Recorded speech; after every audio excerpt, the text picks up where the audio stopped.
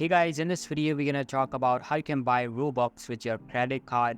But before we begin, make sure to hit that subscribe button down below. It really helps me out. Alright guys, so first of all, open up any type of preferred browser on your PC and search for Roblox. Open up the site and simply log in with your account.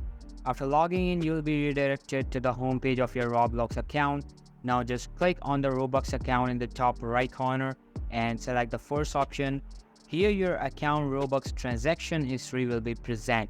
To buy Robux, simply tap on the buy button at the right side of your screen and you can see that there are different packages available that you can choose to your liking.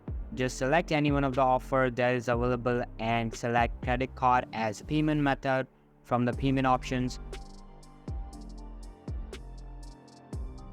On the information page, type in all of your card credentials correctly and then tap on pay.